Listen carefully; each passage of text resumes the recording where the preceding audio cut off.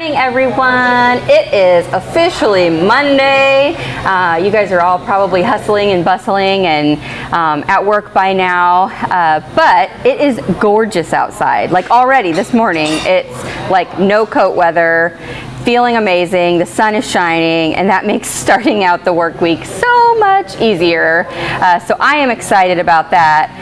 I have some guests with me this morning from one of our sponsors, Lutheran Living. They sponsor the show every single week, every single day, and we're so grateful for that. And they have some newbies on their team, and we want to definitely introduce you guys to them and what they're up to at Lutheran Living. And my little friend, look at him. He's always trying to steal the spotlight during the show. Every day I have to kick him out.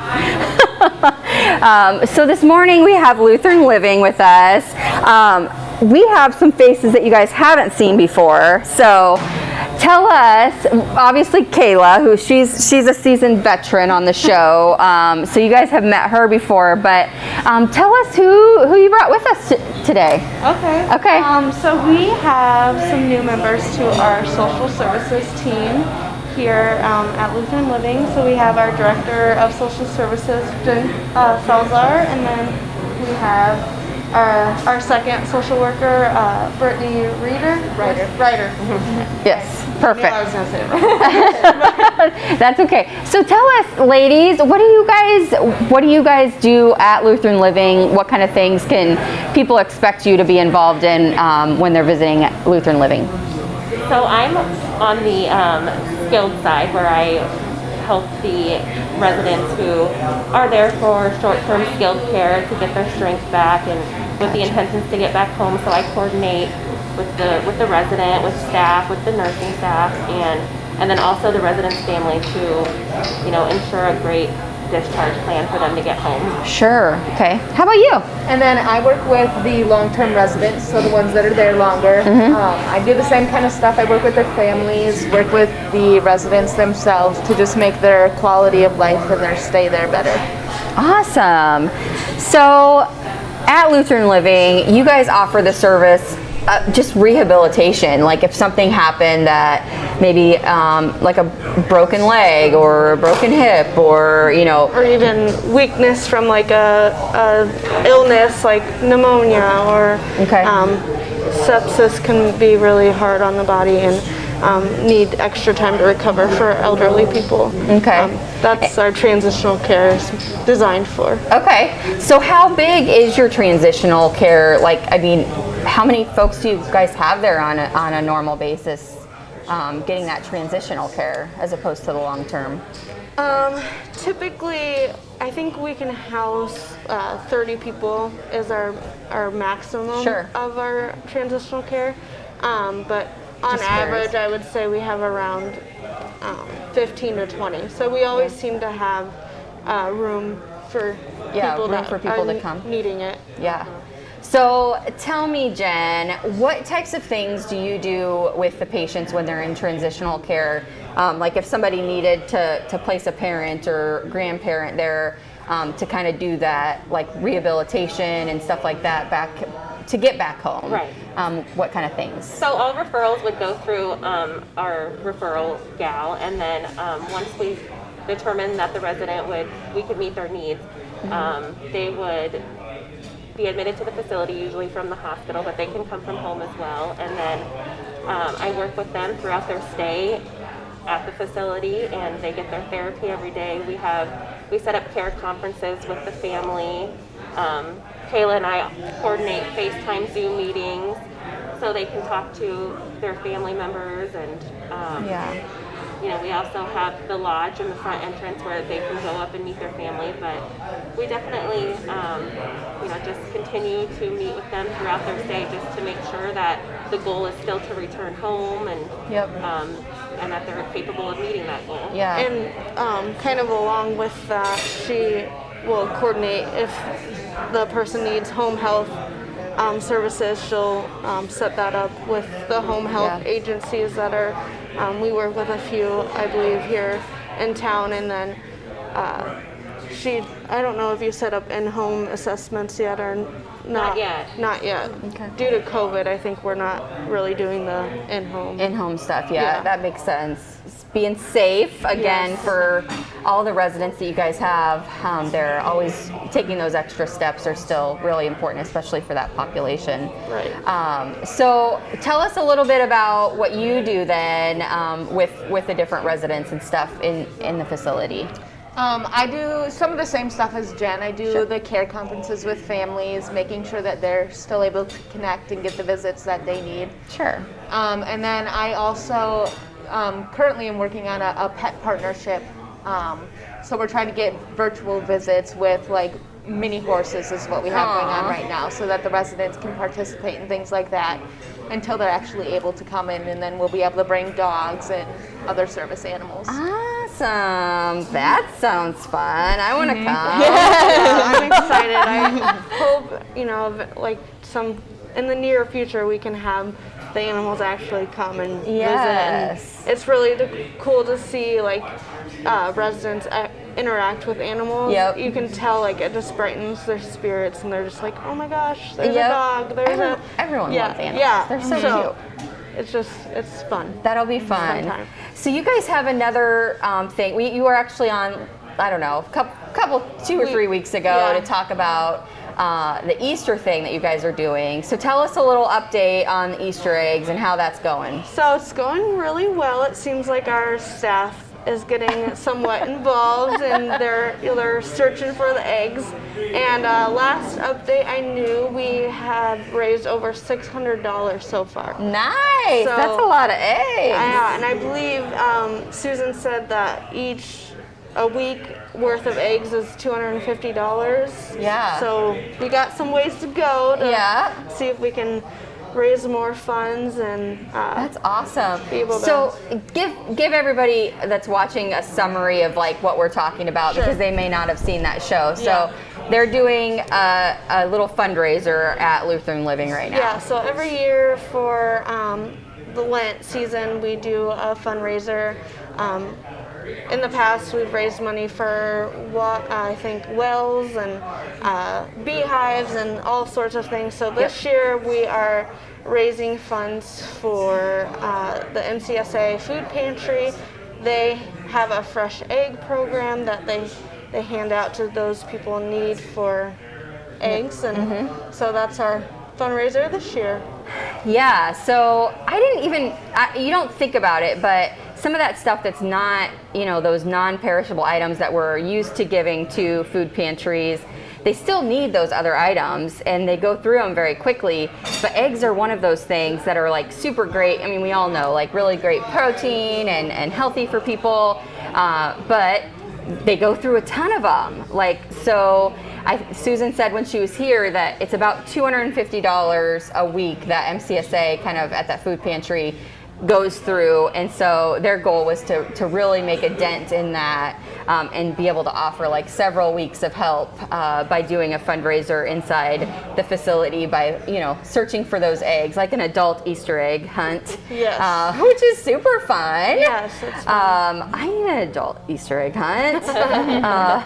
But super great thing that they're doing, kind of exciting. Some of the residents are helping hide the eggs and do things like that to kind of help, again, with just getting people's spirits up. And it's tough right now, especially if you're not able to be around your family a lot and stuff. So a great way to kind of raise spirits and raise funds for a really good cause. So that is super awesome. Is there any way for the community to be involved? I think she said if people wanted to donate that they could. Yes, they're more than welcome to donate cash and send it to Lutheran Living, or they can write a check out to MCSA Food Pantry and then put in the memo eggs, and you can send it either to Lutheran Living or directly to MCSA, and we'll gather up all the funds and send it at the end of Lent season. That's awesome. Give it to them. So. Super fun. So lots of things going on at Lutheran Living, including some new faces that you guys hopefully, as we continue to get through this nasty, icky period of life.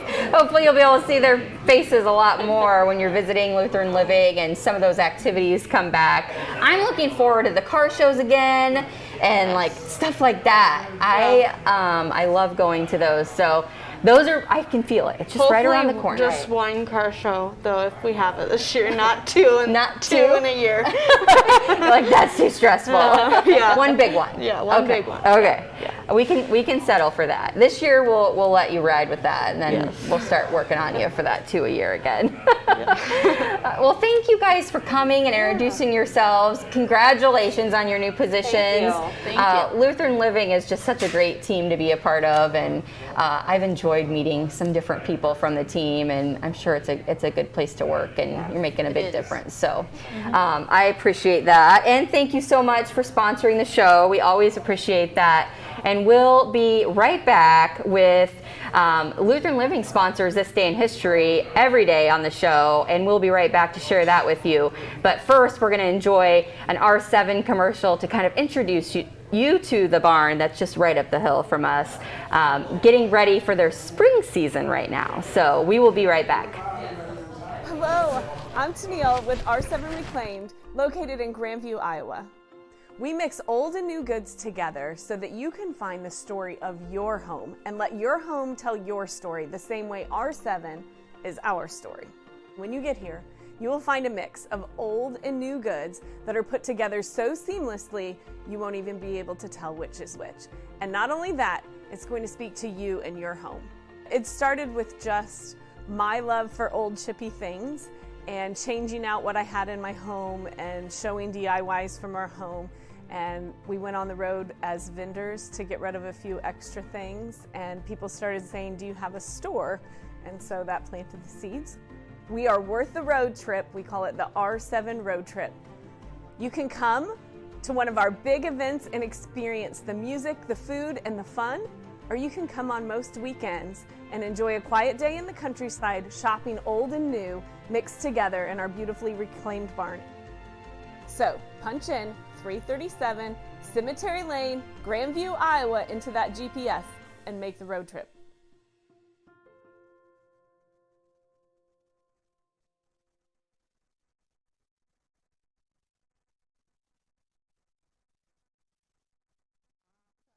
So super fun to learn about some of the things that are happening at Lutheran Living and some of those new faces that you may see when visiting them.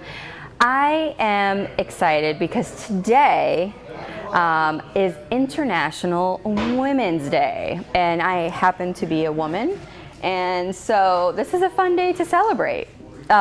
So I want to hear all about the ways that you're celebrating, whether it's your staff or your family, how you're celebrating those women in your life. Put them in the comments or send me an email on all of the ways that you're celebrating today for International Women's Day. Also, today we have Abby cooking some beer can chicken. I have never done this at home, but I've seen other people do it, and it always looks really delicious. So this is a quick and easy little tutorial on how you guys can do this at home.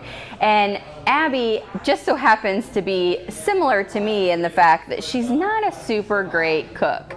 So we can depend that if Abby can do it, then we can definitely know that us usual, like non-chefy people can do it too. So Abby's going to teach us how to do some beer can chicken right now.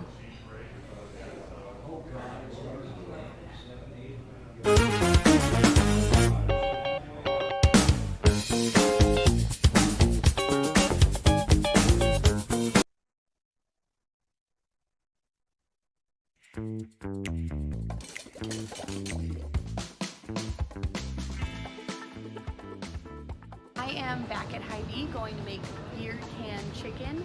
So only a few ingredients are needed. The first thing I need to get is this little like stand thing.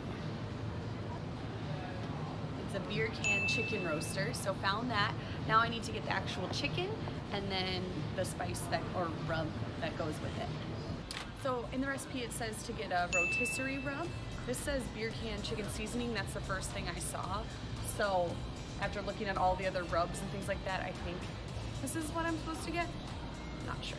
Found the chicken. It's the 100% natural. And then we just need a can of beer, which we have at home, so that's it. I am back from Hy-Vee. It is time to make beer can chicken, and I have to be 100% honest. I'm terrified. So it says to preheat the grill. On, preheated, we're good. Rub seasoning all over chicken. Pour half the beer from the can, reserving for another use. So let's start there. That I can do. You have to do both sides, but I'm not gonna. So I'm just gonna doubly season this front side. Then I guess you pour half the beer on it. Well, that just took all the seasoning off. So I'm gonna pour a little more of this on there and let that soak. Okay, because it did say pour half the beer from the can, reserving for another use. Place the half-filled can on a solid surface and place the chicken cavity side down onto the can. A, I don't know what cavity side down is. B, what? This is where this comes in. So this replaces the can. So the directions give you both ways to do it here.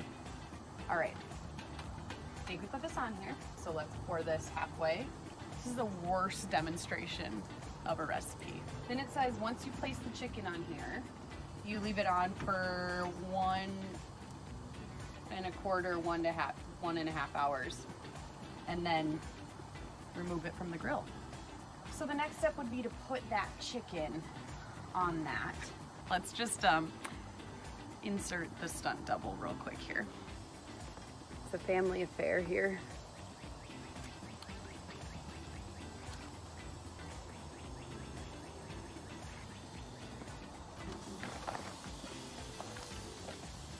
So that will be in there for an hour and a half. And I already just kind of peeked at the directions again and realized that you don't pour the beer just onto the chicken. You were supposed to pour half the beer out, basically. And then the other half would be if you weren't using that stand, like in the can while it's grilling. Now I'll just wait for an hour and a half, and then it says once the chicken is like at the thickest part is 165 degrees, then you know it's good to eat. Time to do a little check on the chicken. Oh my, I mean, I don't know, that looks about done though. Let's just check the temp. I don't really know how to do this. I mean, that looks good. I don't know. I think it's ready. Looks like it's done. Now it's time to cool for 10 minutes. Let's cut off a little piece. I don't know what knife is best to use. We'll just go with this.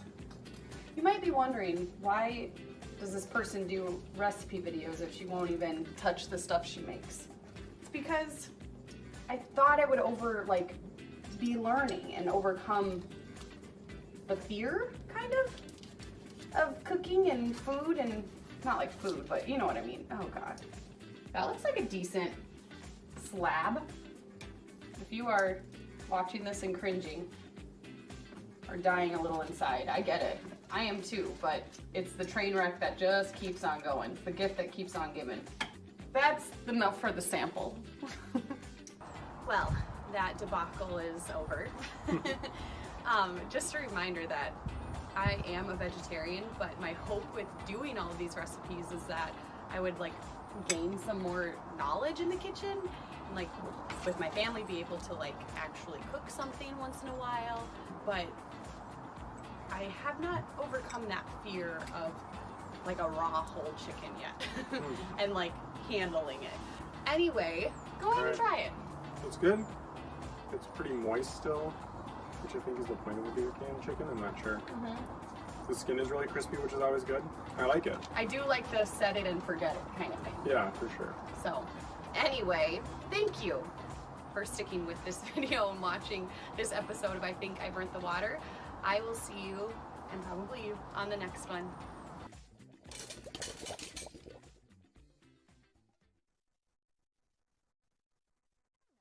Seemed easy enough, right? We can all do that. I feel like I could probably pull something like that off.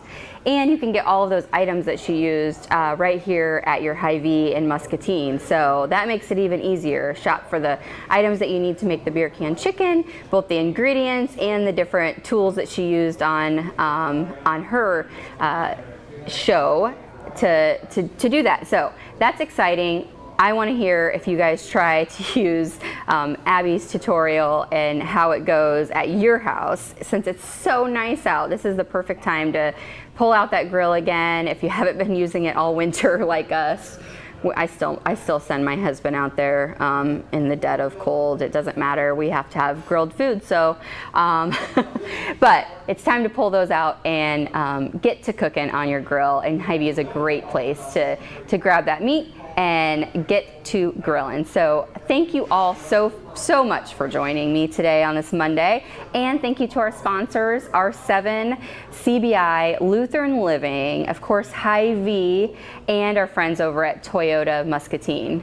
We will see you again tomorrow morning. Thanks for joining, and remember that kindness is free. So spread that stuff wherever you go. TJ Deere here at Toyota Muscatine, and this is what it feels like to have a brand new Toyota. It's the new car smell. It's the new stories. It's the new adventure. It's the memories. Come and see us for your 2020 Toyota.